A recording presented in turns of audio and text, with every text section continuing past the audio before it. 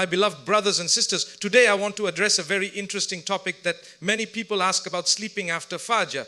Some people say it is haram, others say it is makruh, while some don't see any issue with it at all. So what does Islam actually teach us? Remember, Islam is not a religion of myths or blind culture. It is a religion of balance, wisdom, guidance from Allah Almighty. We must always separate culture from religion, and we must go back to the Qur'an and Sunnah for clarity. In Islam, the hours of the morning, especially the time between Fajr and sunrise, are seen as incredibly blessed. These moments are filled with spiritual light, tranquility and productivity. Far from being an ordinary part of the day, the early morning is a time when Allah's mercy and blessings descend, making it a unique opportunity for both worship and seeking sustenance. The Prophet's dua for Barakah in the morning, one of the strongest proofs of the value of morning time, is a hadith reported in Tirmidhi where the Prophet Muhammad said, Allah, bless my ummah in their early mornings. This supplication shows that the Prophet prayed specifically for blessings in the morning hours for his followers. The scholars explain that this blessing includes success in work, barakah in earnings, clarity of mind, and increased opportunities for good deeds. It is no coincidence that many successful people, even outside the Muslim world, emphasize starting the day early, as this aligns with the prophetic teaching. Morning as a time of dhikr and Qur'an, the Qur itself highlights the special value of the morning in worship. Allah says, and establish the prayer at the two ends of the day and at the approach of the night.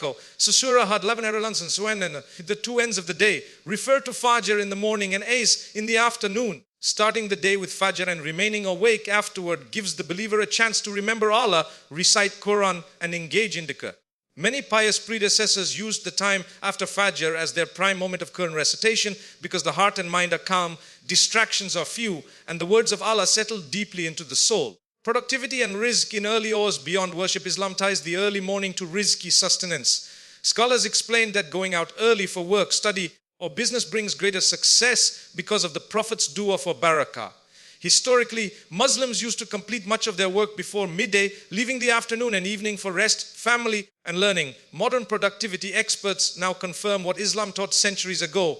The brain is sharpest and most creative in the early hours. Health and mental peace on a practical level. Those who build the habit of staying awake after Fajr often experience better health. The body adjusts to a natural rhythm of early rising, which improves sleep quality, digestion, and mental clarity. Spiritually, beginning the day with remembrance of Allah creates a sense of peace and purpose that carries through the rest of the day. A time of angelic witness. The Prophet said that both the angels of the night and the angels of the day gather at Fajr, making it a spiritually significant times. Bukhari, Muslim. This alone makes the morning a period of unique blessing. Remaining awake afterward means a believer continues under the witness of angels and the mercy of Allah. Conclusion, the morning hours are a hidden treasure in Islam. They are filled with barakah for worship, rizq, health and productivity. When a Muslim values this time by staying awake after Fajr for Qur'an, dhikr or useful work, they align themselves with the dua of the Prophet and unlock blessings for both this world and the hereafter. When it comes to the question of whether sleeping after Fajr is permissible or discouraged, Muslims often find themselves in confusion. Some say it is forbidden, others treat it as harmful, while a few see it as harmless. To resolve this, we must look into the Qur'an, Sunnah, and scholarly opinions. The reality is that there is a debate among scholars, and understanding it helps us take a balanced approach. No explicit Quranic prohibition. The Qur'an does not mention any restriction about sleeping after Fajr. Allah describes sleep itself as a blessing and a sign of His mercy. And we made your sleep a means of rest. The Surah An-Naba, 70-89. This verse shows that sleep is part of human nature and a mercy from Allah. There is no blanket prohibition on sleeping at specific times. The debate arises from hadith reports and practical observations. Hadith reports and their authenticity, there are narrations about the dislike of sleeping after Fajr, but scholars of hadith have differed on their strength. For instance, some narrations suggest that sleeping after Fajr prevents rizq or brings forgetfulness. But many of these reports are classified as weak hadith. Since Islamic rulings are not built on weak narrations, scholars did not declare sleeping after Fajr to be haram. At the same time, authentic narrations highlight the virtue of early mornings. The Prophet made dua, "O Allah, bless my ummah in their early mornings." So Tirmidhi 112 Hasan, this does not explicitly forbid sleeping, but it strongly encourages productivity and seeking barakah in the morning hours. Scholarly opinions, scholars have held different views. Discouraged makruh. Some scholars discourage sleeping right after Fajr because it wastes the most blessed time of the day and may lead to laziness or missing out on opportunities for rizq and worship. permissible. Other scholars said it is permissible, especially for those who are tired, sick, or working late into the night. Their reasoning was that Islam does not forbid something unless there is clear evidence. Conditional, a middle opinion suggests it depends on the individual. Sleeping after Fajr causes someone to miss obligations like sunrise, adhkar, or delays work. It should be avoided. If it benefits them without harm, then it is allowed. Practical wisdom from scholars, Imam Ibn al-Qayyim, Itim War, mentioned in Zaid al-Ma'ad that sleeping after Fajr prevents productivity and blocks opportunities of blessing. Similarly, early Muslim traders and workers would begin their day immediately after Fajr, believing it to be a time when Allah opens the doors of provision. On the other hand, scholars also recognize the reality of human needs. If a person worked long hours at night in worship or duty, sleep after Fajr was seen as acceptable. The debate about sleeping after Fajr shows that Islam's position is flexible. There is no authentic prohibition, but there is strong encouragement to benefit from morning hours. For those who can, staying awake brings immense blessings. For those in need of rest, sleeping is not sinful as long as it does not harm their obligations. Islam, as always, calls to balance, not extremes. In Islam, there is a deep connection between rizq, sustenance, provision, and how a person manages their time, especially the early hours after Fajr. While Alayant is the ultimate provider, he also encourages believers to seek rizq through effort, discipline, and barakah in their daily routines. The teachings of the Qur'an and Sunnah emphasize that the morning is the most blessed time for both spiritual and worldly gains. Rizq is from Allah, but effort is required. The Quran makes it clear that rizq is entirely in the hands of Allah, and in the heaven is your provision and whatever you are promised. The Surah Ad-Dariyat 51:2 for yet. This does not mean a believer should sit idle. Islam encourages hard work and striving early in the day. The Prophet A said, if you were to rely upon Allah with the reliance He is due, you would be given provision like the birds. They go out hungry in the morning and return full in the evening. At-Tirmidhi 2344 Hassan noticed that the birds go out in the morning. Their effort is tied to Allah's provision. Similarly, a believer who begins his day after Fajr in worship, study, or work steps into the flow of Barakah Allah places in the mornings. The Prophet's dua for morning Barakah, the Prophet specifically prayed, "Oh, Allah bless my Ummah in their early mornings."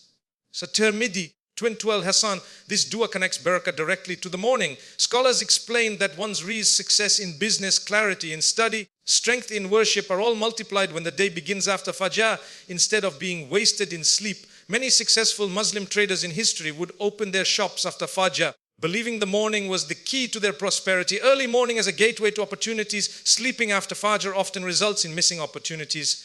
Morning hours are quiet, peaceful, full of energy. This is when minds are sharpest, creativity flows, and productivity is highest. Missing this time can mean losing not only spiritual rewards, but also material opportunities, jobs, education, business deals, or even personal growth. Thus, staying awake after Fajr is directly tied to unlocking new paths of rizq. Stories from the pious, it is narrated from the companions and early scholars that they considered the morning time too precious to waste.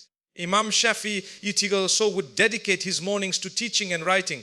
Traders in Medina and Damascus would begin selling right after Fajr, while others used the time for Qur'an recitation and dhikr before attending to work. They believed that rizq was not just wealth, but also barakah in time, knowledge, and family life. A balanced understanding, of course, rizq does not only come from staying awake after Fajr, it comes from Allah's mercy. However, Islam teaches that one must tie their camel and trust Allah. That means putting in effort at the right times. Early mornings are gifted with blessings, and using them wisely shows gratitude to Allah for His provisions. Rizq is written by Allah, but it is also tied to our actions. Waking up early, staying active after Fajr, and beginning the day with dhikr and work opens the doors of barakah in both worldly and spiritual life. The one who values the morning not only honors the Prophet's dua for his ummah, but also invites abundant rizq into every part of life. Islam is a religion of moderation and balance. Allah says in the Quran, "And thus we have made you a justly balanced nation."